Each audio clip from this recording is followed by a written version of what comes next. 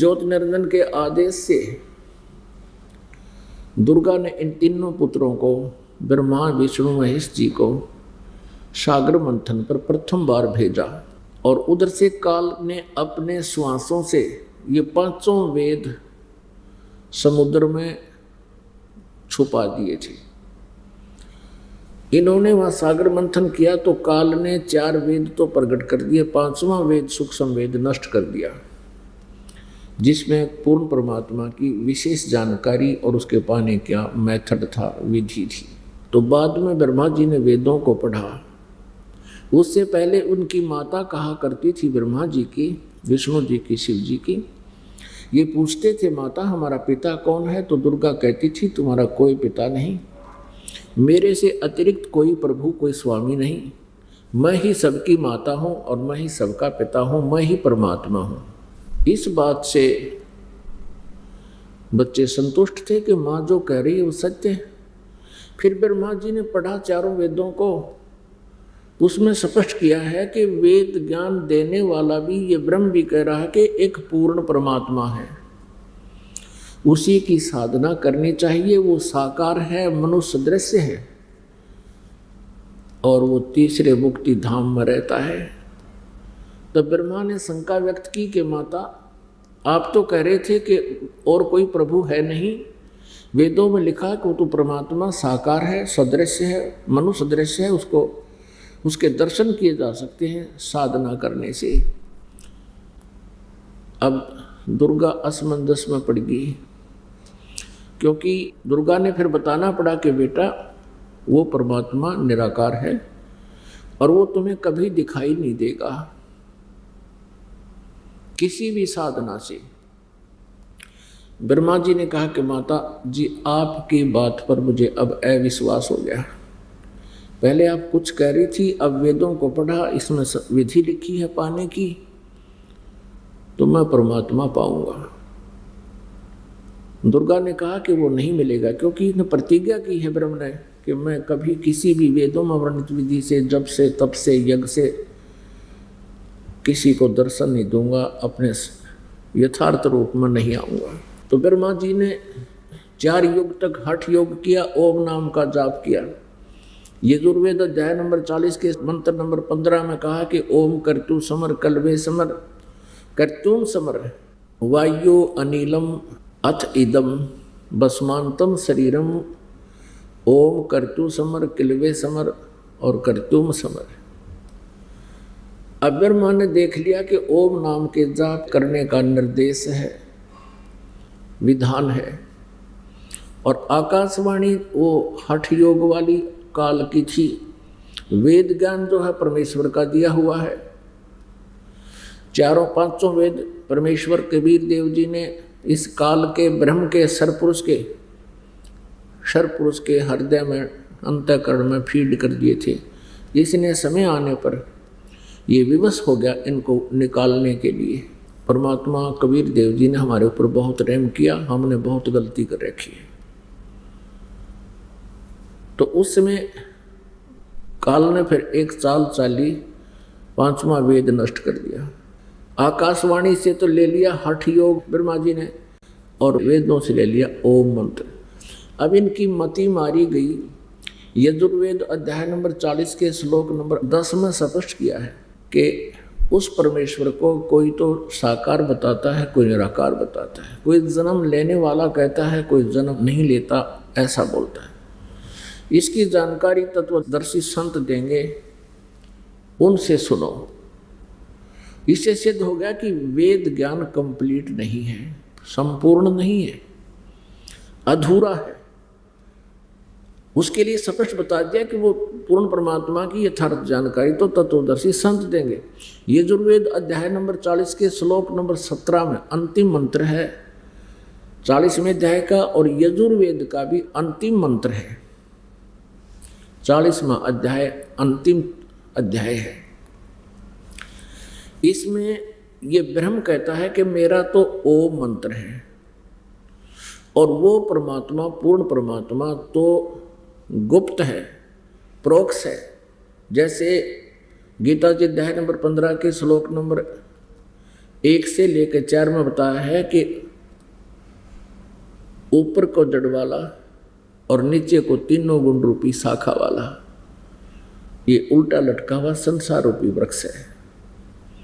और जो संत इसको तत्व से जानता है, सब पार्ट्स के साथ जानता है, पत्ते क्या है, जड़ क्या, कौन भगवान है, तना क्या है, शाखा और डार क्या है, तो वो तत्वदर्शी संत है।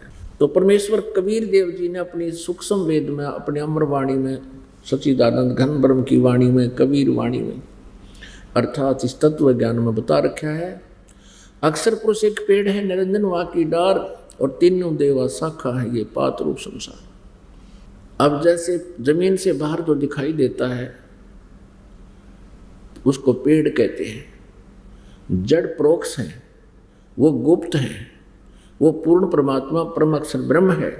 ऐसे ही यजुर्वेद अध्याय नंबर 40 के मंत्र नंबर 17 में स्पष्ट किया है कि वह पूर्ण परमात्मा तो प्रोक्ष है। अब यहाँ थोड़ी सी झलक आपको दिखाते हैं। जिस कारण से ये सभी ऋषि महर्षि भ्रमित रहे और काल तक की साधना करके इसी के जाल में फंसे रहे। देखिएगा यजुर्वेद महर्षि दानंद सरस्वती कृत आर्य समाज प्रवर्तक, प्रकाशक हैं सार्वदेशिक आर्य प्रतिनिधि सभा 2/5 महर्षि दानंद भवन रामलीला मैदान नई दिल्ली से। अनुवाद करता है इसके महर्षि दानंद सरस्वती, 40 के 40 अध्याय, मुद्रक ये है इसके।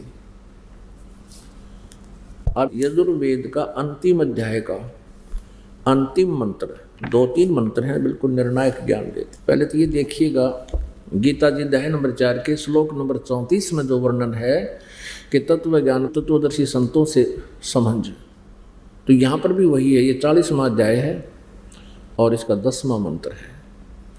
हे मनुष्यों, इन्हीं का अनुवाद है।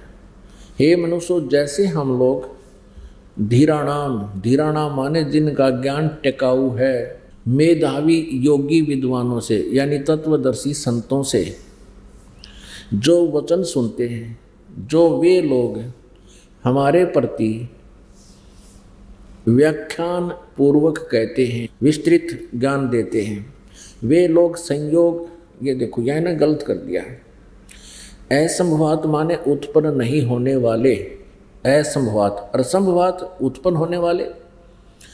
इसका अर्थ ये है, आहु माने कहते हैं। कुछ लोग कहते हैं कि वो परमात्मा जन्म लेता है, संयोग जन्य है, अन्यत एव और ही कार्य का, अन्यत माने और अन्य, इस प्रकार कहते हैं कि वो असंभवात, आहु माने कहते हैं कि वो उत्पन्न नहीं होता।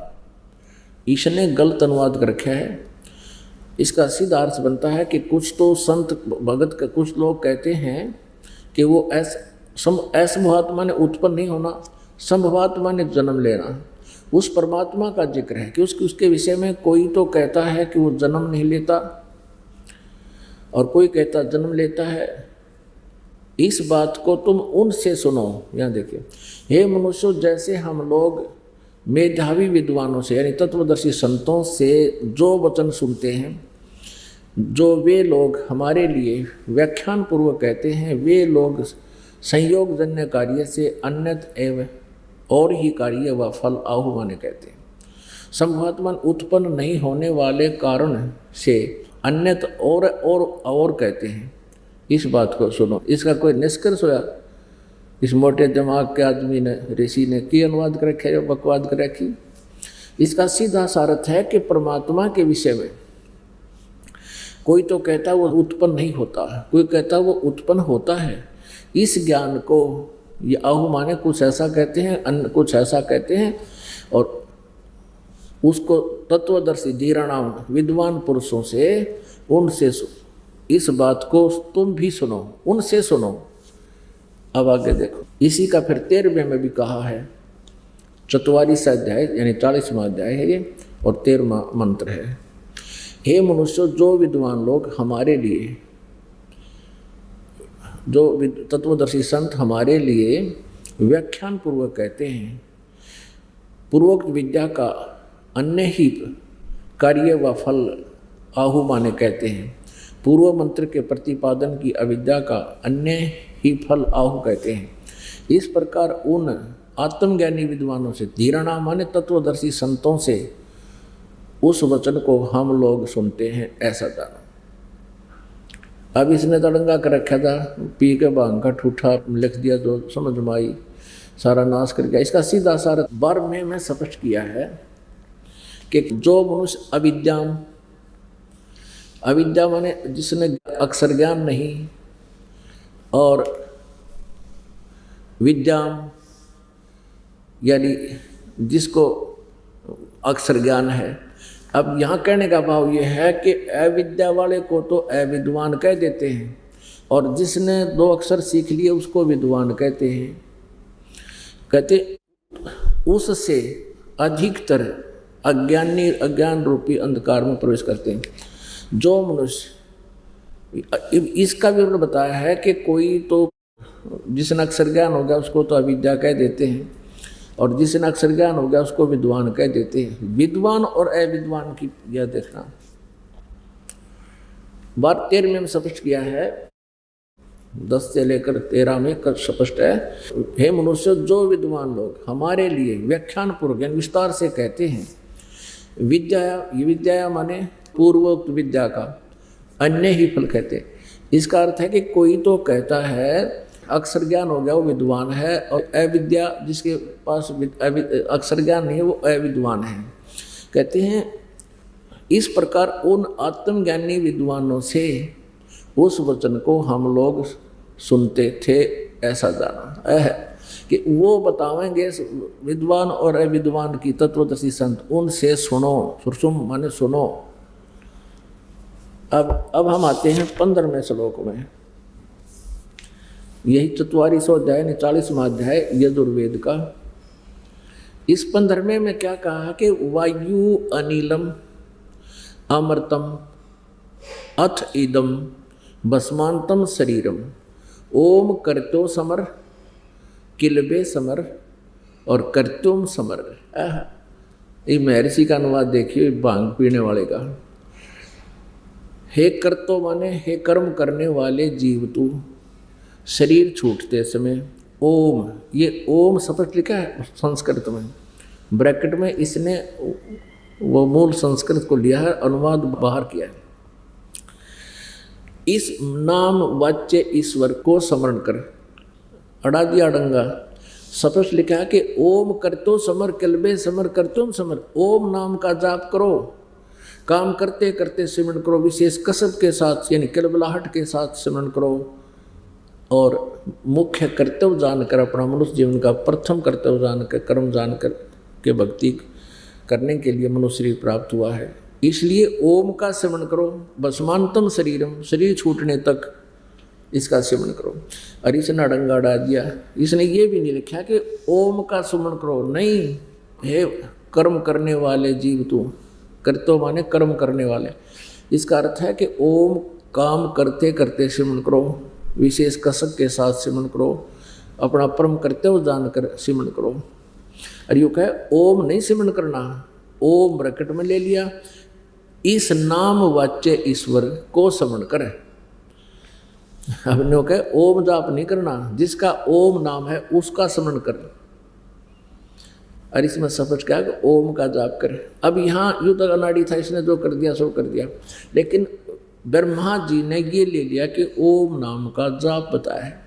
लेकिन ये भी समझ में ना एक इसमें तो लिखा है काम करते करते सिमरण करना, कि हठियों का जिक्र भी नहीं। लेकिन ब्रह्मा जी उस आकाशवाणी से जो काल ने की थी कि तप करो, उससे घना प्रभावित हो गया और वेदों को समझ नहीं सका। अपरमात्मा कहते हैं गुरु बिन वेद पढ़े जो प्राणी, और समझे नहीं सार रहे अज्ञानी। सतगुरु बिन काहु न पाया ज्ञाना, जो थोथा भूस छड़े मूड किसाना। अब ये थोथा भूस छड़े थे, बाजरे के बूंबड़े पर लठ मारे थे, या धान की पराल पर लठ मारे थे, उसमें से कणक ढूंढे थे, धान ढूंढे थे। यानी शास्त्र विरुद्ध साधना, मनमाना आचरण करके भूस कूटना है। अब इसमें क्या है कि पूरे चारों पवित्र वेदों में कहीं हठ योग का प्रावधान नहीं, पवित्र गीता जी में भी हठ करने का कहीं पर भी प्रावधान नहीं, न आदेश है, बल्कि मना किया है कि जो अविधि पूर्वक शास्त्र विधि त्याग का जो घोर तप को तपते हैं वो राक्षस स्वभाव के जान, और वो मुझे भी कष्ट देते हैं। गीता ज्ञानदाता ब्रह्म कहता है, क्योंकि ये शरीर के अंदर प्रत्येक प्राणी के शरीर में, इस मनुष्य के शरीर में इन भगवानों का लिंक है, संबंध है। तो कहता है इसके अंदर बैठे सभी देवों को और मुझे भी वो क्रस करने वाला है। अब प्रसंग चल रहा है कि ब्रह्मा जी ने ओम नाम तक ले लिया ये इन वेदों से, इनकी बुद्धि ने काम नहीं किया कि यजुर्वेद अध्याय नंबर 40 के अंतिम मंत्र में, 17वें मंत्र में, यजुर्वेद के अंतिम मंत्र में निर्णायक ज्ञान दे दिया कि वो परमात्मा तो गुप्त है, गुप्त है। उसके बारे में तत्वदर्शी संत बतावेंगे, वो क्लियर कर दिया 40वें अध्याय के 10वें और से लेकर 13वें तक, इन 4 श्लोकों में, 4 मंत्रों में।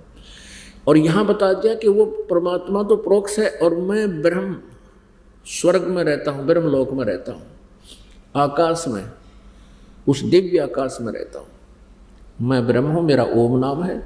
ये देखिएगा, ये वही यजुर्वेद हमने ये पढ़ा भी, 15वां हमने पढ़ लिया, अब हम 17वां पढ़ते हैं। ये 17वां है, 44वां अध्याय यजुर्वेद भाषा भाष्य और 17वां श्लोक। अनुवाद। हे मनुष्यों, जिस ज्योति स्वरूप रक्षक मुद से अविनाशी यथार्थ कारण के आच्छादित मुख के तुल्य उत्तम अंग का प्रकाश किया जाता है। अब ये क्या कहता है कि मैं जो पूर्ण परमात्मा के विषय में जानकारी दे रहा हूँ, जो वह प्राण व सूर्य मंडल में वो पूर्ण परमात्मा है, वह प्रोक्ष रूप, वो तो प्रोक्ष रूप है, वो तो प्रोक्ष है, गुप्त है। वो मूल परमात्मा जैसे पेड़ की मूल यानी वृक्ष की मूल प्रोक्ष होती हैं जमीन में, तो वह स्पष्ट कर दिया है कि वह पूर्ण परमात्मा है, वह सूर्य मंडल में पूर्ण परमात्मा है और वह प्रोक्ष है, वह प्रोक्ष है। और फिर कहता अहम, ये वेद ज्ञानदाता ब्रह्म कहता अहम, मैं खम माने आकाश में, दिव्य आकाश में मैं ब्रह्म हूँ। ब्रह्म यहाँ देखो, ये असौ आदित्य पुरुष है, सो असौ अहम, असौ अहम, ये असौ अहम, असौ अहम। ओम खम ब्रह्म, मेरा ओम नाम है और मैं खम माने ऊपर दिव्य आकाश में ब्रह्मलोक में रहता हूँ और मैं ब्रह्म हूँ। खम ब्रह्म, ब्रह्मलोक में ब्रह्म आकाश में रहता हूँ, मेरा तो ओम नाम है और वो परमात्मा प्रोक्ष है। अब वो परमात्मा है कौन? उसका नाम कबीर है।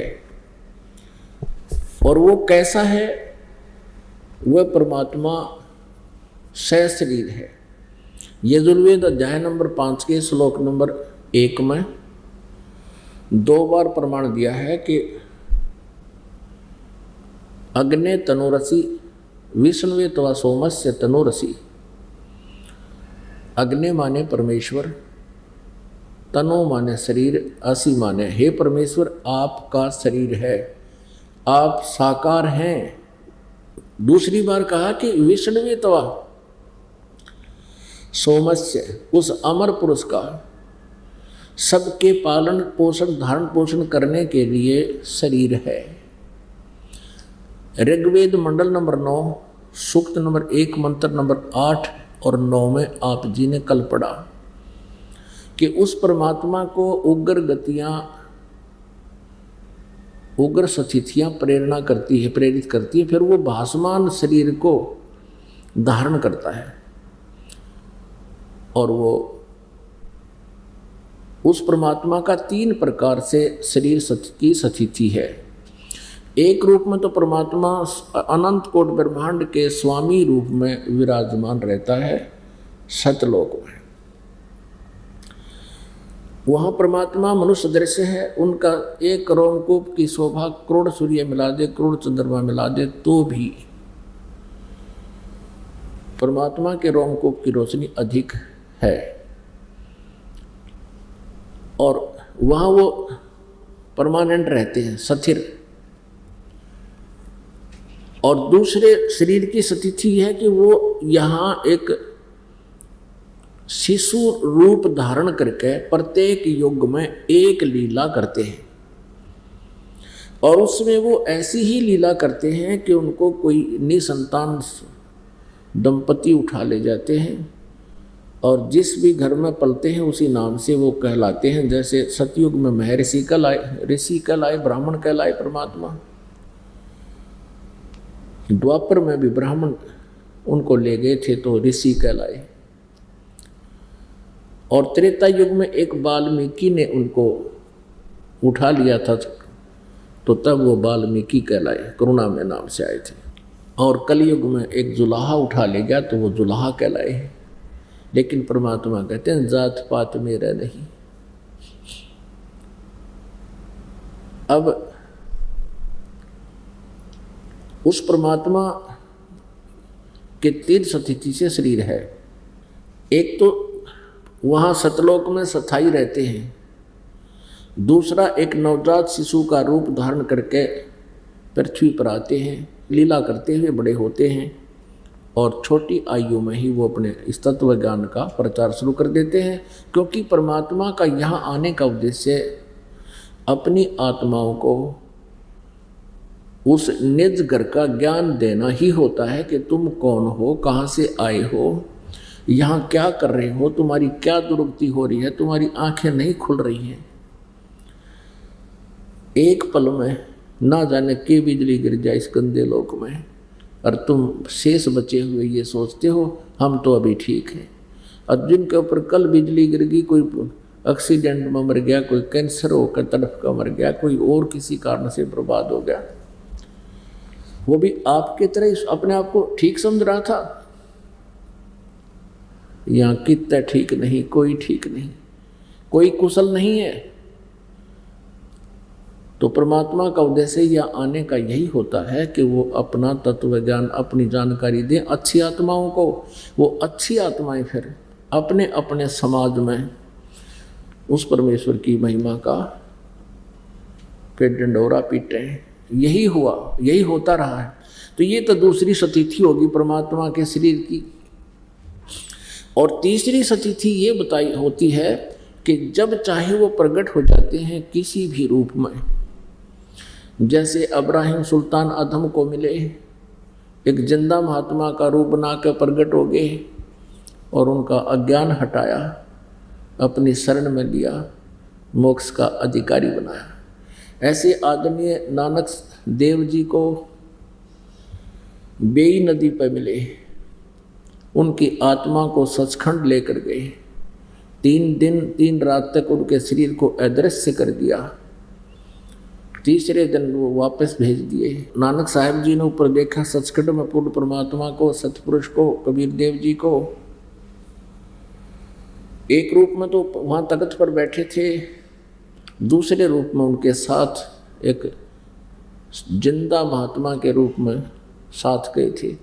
लेकिन ऊपर जाकर के वो जिंदा वाला रूप ही अकेला सिंहासन पर विराजमान रह गया और जो पहले परमात्मा विराजमान थे, तेजो में शरीर था, वो कबीर देव जी के शरीर में समा गया उस जिंदा महात्मा के रूप में।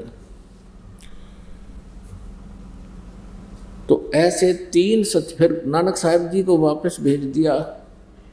तब नानक जी साहब जी ने, क्योंकि आदरणीय नानक साहब जी का जन्म हिंदू धर्म में था, ये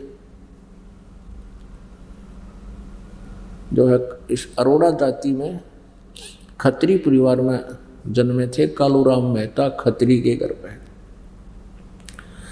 और हिंदू धर्म में जन्म होने के कारण ये बृजलाल पांडे से गीता पढ़ा करते हैं। जब श्री नानक देव जी को पूरा ज्ञान हुआ, साक्षात्कार हुआ प्रभु का और सचखंड का, उसके बाद उन्होंने इन ब्राह्मणों के छक्के छुड़ा दिए।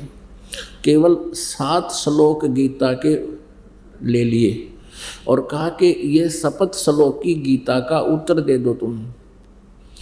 बताया कि गीता जी अध्याय नंबर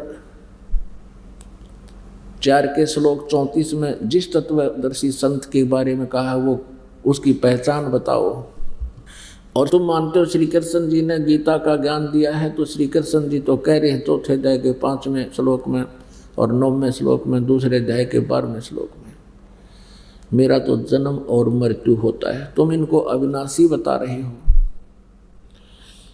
गीता जी अध्याय नंबर 18 के श्लोक नंबर 62 में गीता ज्ञानदाता किस अन्य परमेश्वर की शरण में जाने को कह रहे हैं, बता दीजिए ब्राह्मण। ब्राह्मणों की सिट्टी फिट्टी गुम होगी। और ब्राह्मणों ने फिर क्या किया कि उनके पिताजी कालूराम मेहता जी को कहा कि तेरा बेटा नास्तिक हो गया, ब्रह्मा विष्णु महेश के बारे में ऊट पटांग बोलता है। तो उनके पिताजी ने भी बहुत सख्त विरोध किया और उनकी बात को नहीं माना अंतिम सांस तक।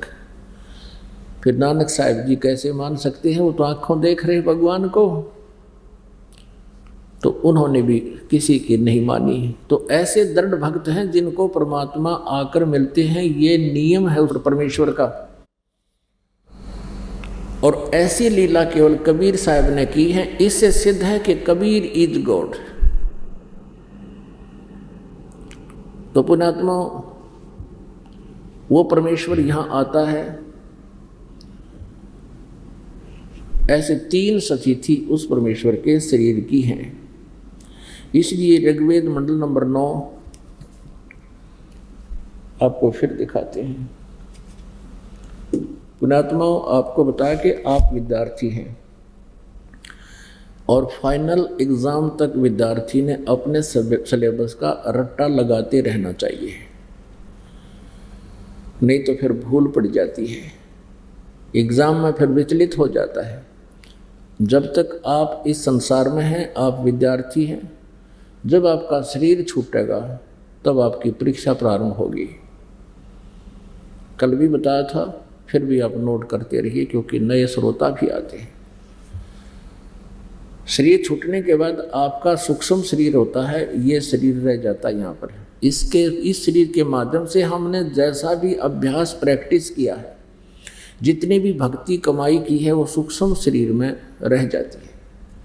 वही स्वभाव, वही क्रियाएं, वैसे ही भाव। तो फिर आगे चलकर जब हम यहाँ से चलते हैं तो फिर हमारी परीक्षा होती है, तो उसमें ये ज्ञान आपको याद रहेगा, तो काल आपको विचलित नहीं कर पाओगा। अब आपको दिखाते हैं ऋग्वेद मंडल नंबर 9 सूक्त नंबर 1 और मंत्र नंबर 8 और 9 में, जैसा कल भी दिखा था। ये देखिएगा, प्रकाशक हैं सार्वदेशिक आर्य प्रतिनिधि सभा, महर्षि दान भवन, रामलीला मैदान, नई दिल्ली। ये इन्होंने वैसे गलत कहा, यहाँ पर महर्षि दान सरस्वती कृत नहीं है, या फीत या मोहर वैसे लगा देते थे इसकी, क्योंकि जहाँ महर्षि दान का नाम लिखा होता ये वेद बिक जाया करते हैं। इन्होंने दुकान खोल रखी थी इन अड़ंगा उड़ंगा करके उल्ट वेद अनुवाद, और जहाँ इसका महर्षि का मोहर लगी पाई तो उन्होंने सब ने खरीद लिए, बुद्धिमान लोगों ने, नहीं तो वो खरीदते नहीं थे। मुद्रक हैं Prince option printer 1510 Pataudia Daryaganj Nai Delhi. अब ये कंसेप्ट क्लियर करना पड़ेगा क्योंकि ये प्रसंग बीच में आ गया कि ये दानंद जी का अनुवादित नहीं है, 9वां मंडल 9वां और 10वां। अब आपको ये कंसेप्ट क्लियर करते हैं कि ये जो इन्होंने गलत लगा रखा है, लिखा है महर्षि दानंद सरस्वती कृत, ये दानंद जी का अनुवाद नहीं है इसमें। इससे स्पष्ट होगा, ये देखिएगा, ये एक महात्मा है श्रीपाद दामोदर सातवलेकर, ऋग्वेद भाष्यम, भाष्यकार हैं महर्षि दानंद सरस्वती ऋग्वेद के केवल 1 से लेकर 6 मंडल तक इसने अनुवाद किया हुआ है, बस। इसके बाद इनकी मृत्यु हो गई थी। उसके बाद श्रीपाद दामोदर सातवलेकर ने 7 से लेकर 10 मंडल तक का अनुवाद किया। ये झूठे डरे थे यार, ये समाज के आचार्य हैं। इन्होंने झूठ के सहारे ही अपनी दुकान चला रखी थी। ये आर्य समाज के आचार्य नरे झूठे, ये आपके समक्ष हैं। इन्होंने अपनी दुकान चला रखी है, इन वेदों को सत्यार प्रकाश को बेच कर अपना ये काम चला रहे थे। और जब इनकी पुलिस दास ने खोल दी तो इनका आग लग गई। इन्हें सोची तुम्हारी दुकान बंद होगी, ये क्रोथा कांड करवा दिया, नाश करवा। ये तो जनता के नाशक हैं, ये शुरू से ऐसा करवाते आए हैं।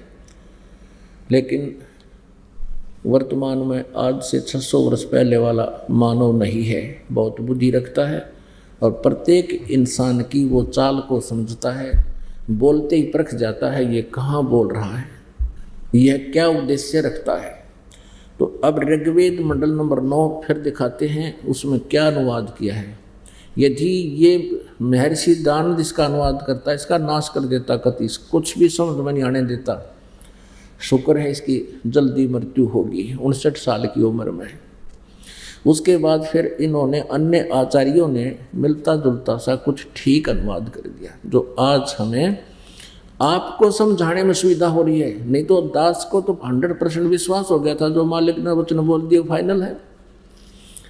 और जिन महापुरुषों ने परमात्मा को देखा, जैसे आदरणीय गरीबदास साहिब जी, गांव छुड़ानी, जिला झज्जर, हरियाणा वाले, इनको भी परमेश्वर आकर मिले थे। ऐसे ही तीसरी सतीथि में जिंदा महात्मा के रूप में आए थे, जैसे श्री नानक देव जी को मिले, ऐसे आदरणीय दादू साहिब जी को मिले, ऐसे आदरणीय गीसा दास साहिब जी को मिले, खेखड़ा वाले को, इस उत्तर प्रदेश मेरठ जिला में।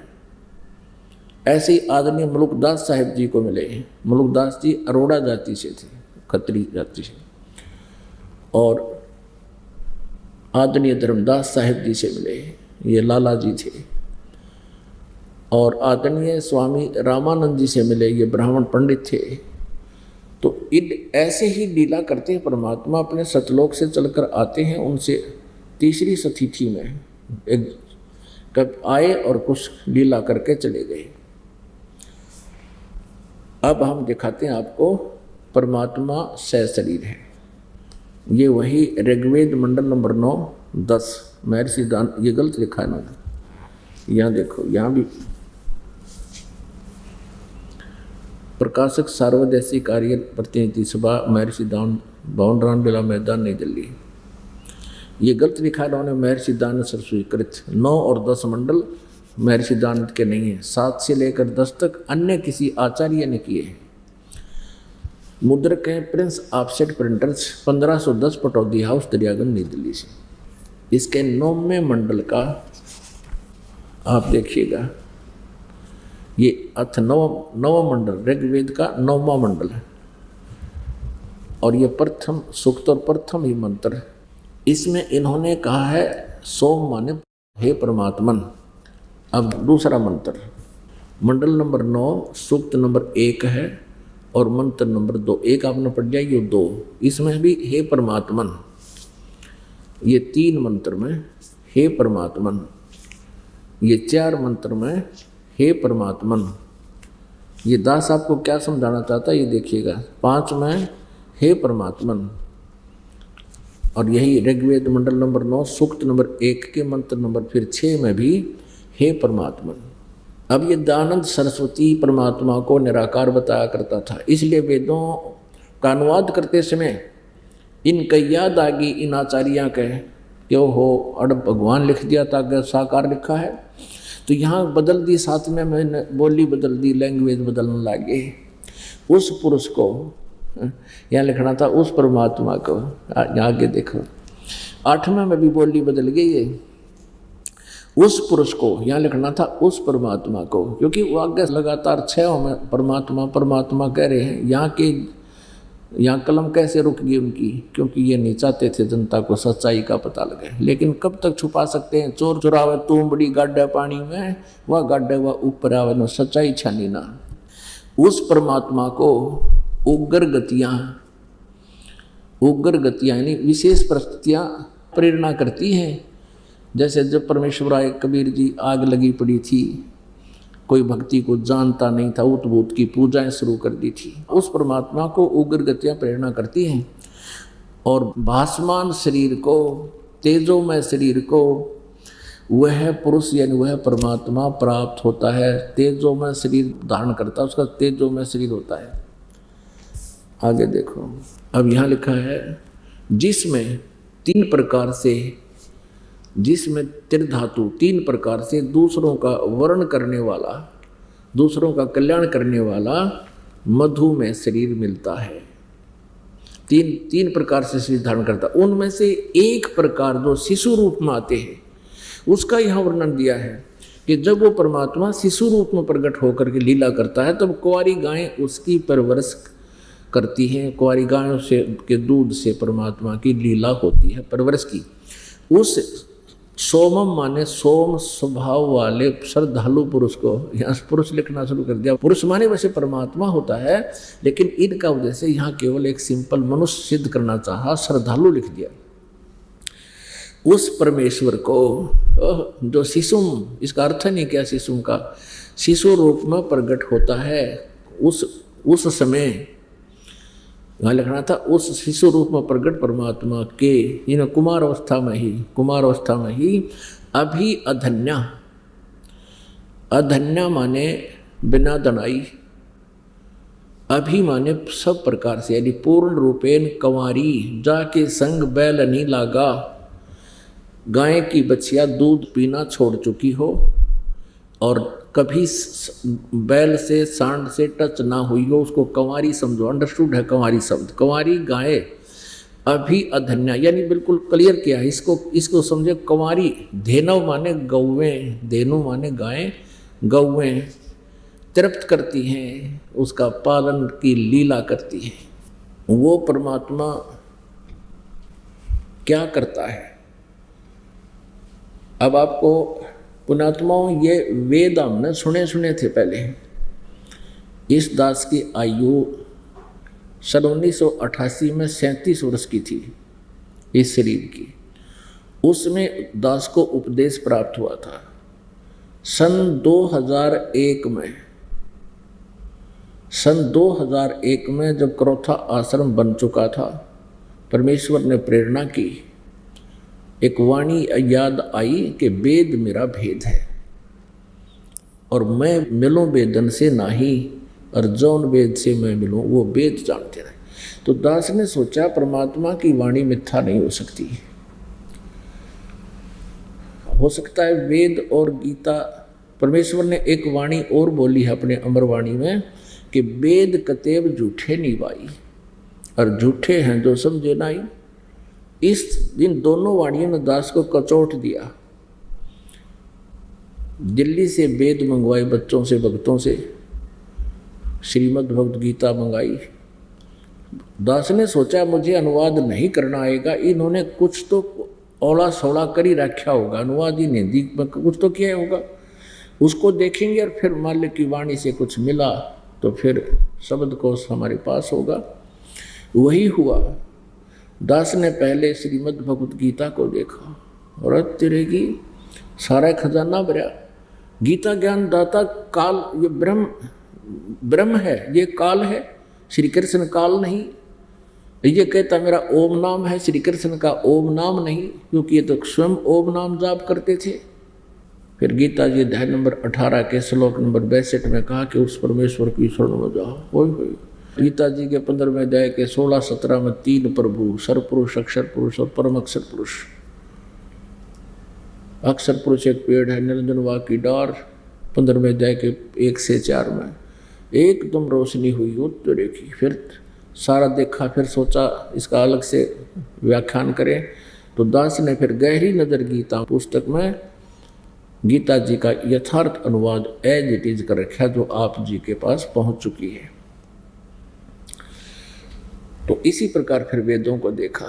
ओहो, अब वेदों को आपके लिए जरूरी था कि इन वेदों में कुछ ऐसा लिखा हुआ मिल जाए जो आप भी समझ सकें कि इसमें सही सेंस बनी हुई है। और वो परमात्मा ने कृपा करती, दयानंद की मृत्यु होगी। इसने देखो यजुर्वेद आपको सुनाऊंगा, हे मनुष्य लोगों जैसे मैं अभी बिजली प्रसिद्ध रूप के अड़ंगा को सेंस नहीं उसकी, इसे अड़ंगा कर रखे इनका। और फिर इनको सद्बुद्धि दी इन आचार्यों को, शेष बचे हुओं को, उन्होंने ठीक अनुवाद कर दिया और वो आपके समक्ष दास रूबरू करता। वैसे तो ये अनुवाद दास जो कर देता, आप जी तो खैर पुण्यात्मा हैं, संत की बात पर विश्वास करते ही आए हो, इन नकलियों पर भी कर रखा था हमने विश्वास। लेकिन वहाँ से जो यहाँ आएगा, दूध का जला हुआ लस्सी को भी, छाछ को भी फूंक मार के पिया करें। तो यहाँ आकर यदि दास वैसे कहता कि इसका अनुवाद ये गलत है, ऐसा बनता है, तो कोई नहीं मानता। आप जी को भी अन्य भ्रमित कर देते कि नहीं आपके गुरुजी तो संस्कृत जानते ही नहीं। जैसे कबीर जी को कहा करते, वो नकली परमेश्वर कबीर जी के बारे में कहा करते थे कि कबीर क्या जाने वेदों और गीता के बारे में, क्या जाने पुराणों के बारे में, ये झूठ बोलता है क्योंकि ये शिक्षित नहीं है, इसको अक्षर ज्ञान नहीं है, ये संस्कृत भाषा नहीं जानता। तो उनकी तब तो चल गई वह बात, तब तो उनकी दाल गल गई। लेकिन आज परमात्मा ने सारे हथियार उठा रखे, हर तरह से उनके उन अज्ञानी गुरुओं के हर तरह से रास्ते बंद कर दिए। अब वेदों में अनुवाद इन्हीं का किया हुआ है और उसे स्पष्ट है कि परमात्मा साकार है और ये निराकार का ढोल पीट रहे थे, उसका नाम कबीर है। इन्होंने उनका अर्थ गलत कर दिया। अब देखिएगा, आपको थोड़ा सा दिखाते हैं। ये ऋग्वेद मंडल नंबर 9-10, वही आप जी को अभी दिखाया था, ये वहीं से प्रकाशित है। ऋग्वेद मंडल नंबर 9 सूक्त 86 का मंत्र 26। परमात्मा, ये सत्यनारायण कथा है, जितनी बार पढ़ो आत्मा गदगद होनी चाहिए। परमात्मा की कथा सुनने से भी पुण्य बहुत होता है। 26वें श्लोक में है ये कबीर अत्यो, कबीर स्पष्ट लिखा, हम इसको कबीर बोल देते हैं, कबीर। यज्ञ करने वाले यजमानों के लिए परमात्मा, यज्ञ माने धार्मिक अनुष्ठान करने वाले, यजमान माने साधक यानी भक्तों के लिए परमात्मा सब रास्तों को सुगम करता हुआ उनके विघ्नों को मर्दन करता है, उनके सारे संकटों का नाश कर देता है, उनको पवित्र करता हुआ और अपने रूप को, परमात्मा निराकार हुआ, ये साकार है, अपने रूप को सरल करता हुआ। क्योंकि सतलोक में परमात्मा का रूप जो मनुष्य दृश्य है, उसका एक रोमकूप में करोड़ सूर्य करोड़ चंद्रमा मिला दी, इतनी रोशनी है। उस अगर वो न्यू का न्यू आ जाए परमात्मा एचडी, हम कुछ नहीं देख सकते, ये सूर्य भी दिखाई ना दे, इतना रोशनी परमात्मा की। अपने रूप को सरल करता हुआ, अब गरीबदास साहिब ने परमात्मा के साक्षात्कार हुआ श्री नानक साहिब जी की तरह। उन्होंने भी ब्रह्म वेदी में कहा कि तेज पुंज अन्य तन धर कर इस विध हमको भेंट ही, इस तरह हमको मिलता है। अपने रूप को सरल करता हुआ वह कांति में परमात्मा, यहाँ इन्होंने अर्थ गलत कर दिया। यहाँ इन्होंने कबीर सर्वज्ञ कर दिया, कबीर का अर्थ, इसका अर्थ इन्होंने ये तो इसका संधि छेद कर लिया और अर्थ कर दिया सर्वज्ञ। कोई भी कवि सर्वज्ञ नहीं होता। अब इस भ्रम को हटाना पड़ेगा। पहले ये देखिएगा यजुर्वेद, ये यजुर्वेद देखिएगा महर्षि दानंद सरस्वती द्वारा, ये इसका अनुवाद महर्षि दानंद ने ही किया है यजुर्वेद का, ये बिल्कुल ठीक है। ये है यजुर्वेद भाषा भाष्य और 6300 अध्याय यानी 36वां अध्याय। इसके प्रथम मंत्र में और प्रथम ही वाक्य में मंत्र में रचम वाचम परपदे मनो यजु परपदे। अब ये यजुर कहो चाहे यजु कहो, जैसे ये यजुर्वेद है, ये देखो ये रे हटाकर यहाँ अपसर्ग भी लगाई जा सकती है और ये यजुर्वेद, फिर भी इसको यजुर्वेद ही कहना चाहिए। अगर ये ऐसा भी लिखा हो जैसे अभी प्रमाण दे रहे हैं ये 36वें अध्याय का प्रथम मंत्र में यजु परपदे। यहाँ देखिएगा, इसका अनुवाद स्वामी जी ने यहाँ किया है। ये यजु शब्द है और इन्होंने इसको यजुर्वेद लिखना पड़ा। बिल्कुल सही है। अगर यजु भी कहीं लिखा और ये इसका अर्थ तो यही करना चाहिए था। यदि यहाँ कोई कर दे यज्ञ स्तुतियों का संग्रह, तो कैसे समझेगा ये की चीज? ये इसका कुछ और अर्थ कर देते, कबीर का कर दिया उन्होंने सर्वज्ञ, वो होता ही नहीं। और यहाँ इसका अर्थ कर दे कुछ और, पूज्य लिख दे इसका, यजु माने पूज्य। तो कहाँ ढूंढे उस यजुर्वेद ने? लिखना था यजुर्वेद की महिमा, क्योंकि यजुर्वेद की महिमा गाई जा रही है। तो यहाँ यजु का अर्थ भी यजुर्वेद लिखेगा जिसने सही ज्ञान है। अनाड़ी चाहे कुछ भी कर दो। तो यहाँ ये विचलित नहीं था दयानंद, इसने यहाँ यजुर का अर्थ यजुर्वेद लिखना पड़ा। इसी तरह अपुण्यात्माओं, इस शिक्षा का यदि आपको कोई पुण्य है, कोई लाभ है, कोई बेनिफिट है, यही है कि आप भगवान को स्वयं पहचान लोगे। अभी तक इन नकली गुरुओं ने हमारा एंडोला बना रखा था। कोई सिर पैर हमें बता नहीं पा रहे थे और हम इन पर विश्वास करके अपना जीवन व्यर्थ करके, हमारे पूर्वज इन्होंने भूत बनवा दिए सारे। और फिर उनके कहने लगे तुम्हारे पिताजी दुखी हो रहे हैं और उनको स्वर्ग में असुविधा हो रही है, कहे हैं स्वर्ग में चले गए और तुम्हारे पिताजी भूखे हैं। वो ब्राह्मण गुरु कहा करते थे, कहते थे उनको गाय की जरूरत है, एक गाय, लागड़ गाय यानी दूध वाली गाय चाहिए। अब श्रद्धालु ने सोचा भाई पिताजी ने सारी उम्र हमारे लिए कितना काम किया, माँ बाप ने, क्या हम एक गाय नहीं दे सकते उसको? अपने बच्चों के मुंह से दूध निकाल कर इन नकलियों को दे देते थे और वह खुद दूध पीवा परिवार। अर्जुन के स्वर्ग में तुम्हारे पिता को मिल गया, भले आदमी हो। फिर स्वर्ग में कहा, स्वर्ग में दूध को ना, तो इसे स्वर्ग ने के फूक के जहाँ दूध ना मिलता या कपड़े ना मिलते, 5 लत्ते दे जो हमने तेरे पिताजी के पास पहुंच जाएंगे। एक बार परमात्मा कबीर जी गंगा के घाट पर गए, वहाँ बनारस में एक स्नान करने का स्थान था। वहाँ ब्राह्मण लोग और अन्य उनसे भ्रमित व्यक्ति गंगा का जल उठावें और नो का नो गंगा में डाल दे और या कुछ एक बाहर से लाकर पटड़ी पर सूर्य की तरफ मुँह कर डाल दे। तो परमात्मा ने पूछा तुम क्या कर रहे हो श्रद्धालुओं और ऋषिजियों, ब्राह्मणों तुम क्या कर रहे हो? कहने लगे हम अपने पितरों को स्वर्ग में जल भेज रहे हैं। बड़े हंसे परमात्मा, बोला अच्छा, इतनी करोड़ों अरबों कोस दूर तुम्हारे देवताओं को, पितरों को ये जल मिल जाता है? हाँ। तो परमात्मा बढ़ गए धोती टांग के गंगा में और लगे ऐसे पानी पटड़ी पर फेंकने, गंगा का अंधाधुंध मट गई। कुछ एक ने पूछा कबीर क्या कर रहे हो आप? कहने लगे वहाँ मैंने अपनी झोंपड़ी के पास एक बगीचा लगा रखा है, उसमें पौधे हैं छोटे छोटे, उनको पानी भेज रहा हूँ।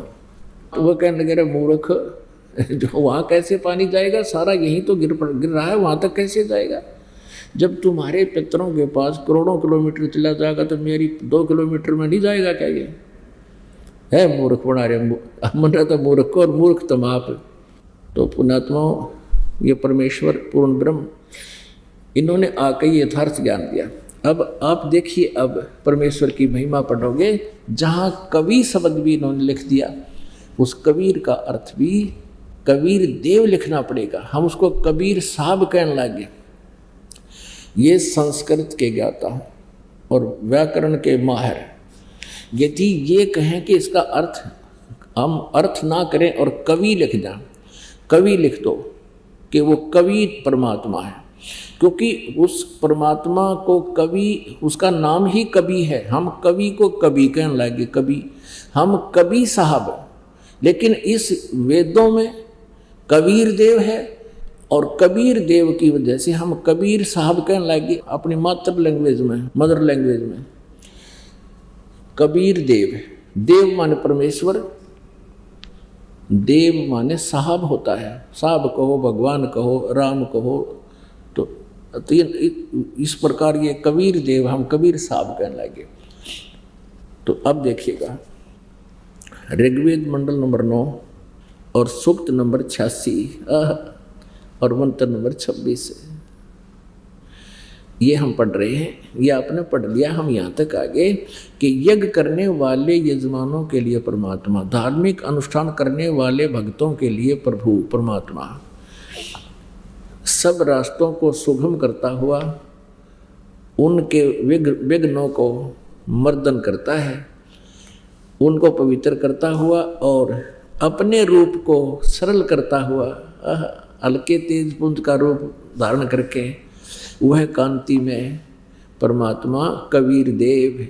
अब समझ में आओगे आपके कबीर देव, कबीर साहब विद्युत के समान, ओह कहते पहुंचूंगा क्षण एक में अपने जन के पास, एक क्षण में बिजली जैसी गति से आता है क्रीड़ा करता हुआ और वर्णीय पुरुष को प्राप्त होता है। वर्णीय माने श्रेष्ठ दृढ़ भगत को। आगे देखियो अब 27वें श्लोक में ऋग्वेद मंडल नंबर 9 सूक्त नंबर 86 का मंत्र 26 पढ़ लिया। अब 27 पढ़ते हैं। ये निराकार निराकार करा करते बकवादी। इसमें लिखा है कि जो परमात्मा ध्रुवलोक के तीसरे पृष्ठ पर रहता है, बैठा है, विराजमान है, यानी एक देशीय है, ऊपर सतलोक में बैठा तीसरे लोक में। अब ऋग्वेद मंडल नंबर 9 सूक्त नंबर 82 का ये देखिएगा 1 2 3 इसमें और क्लियर कर दिया है। और ये एक मंत्र यहाँ पर है ऋग्वेद मंडल नंबर 9 सूक्त 82 का मंत्र 1, जो सर्व उत्पादक प्रभु प्रकाश स्वरूप यहाँ पर अरुष्य का मतलब है तेजो में शरीर युक्त, सद्गुणों की वृष्टि करने वाला, पापों का नाश करने वाला, पापों के हरण करने वाला, वह राजीव राजा के समान। राजीव ये देखो 269 पृष्ठ पे है ये राजीव राजा के, और आगे देखो 270 पे ये लिखा राजा के समान दर्शनीय है, देखने जोगा है, साकार है, देखने जोगा है। वह पृथ्वी आदि लोक लोकांतरों के चारों ओर शब्दमान हो रहा है। वह वर्णीय पुरुष को, वर्णीय पुरुष यानी श्रेष्ठ भगत को, व्यक्ति को, श्रेष्ठ व्यक्ति को जो दृढ़ भक्त है, अच्छी आत्मा को जो दृढ़ है, फिर किसी के नहीं सुनता तो एक सारा संसार कुछ कर लो, उसको पवित्र करता हुआ प्राप्त होता है। कैसे?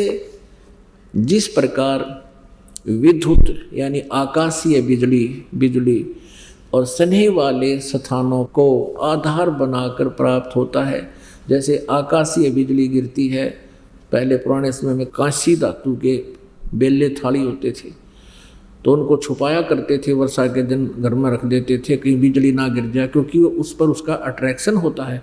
इसी प्रकार जो अच्छी आत्मा दृढ़ भक्त होते हैं उन पर परमात्मा का विशेष आकर्षण होता है और उनको उस बिजली वाले सिद्धांत से प्राप्त होते हैं।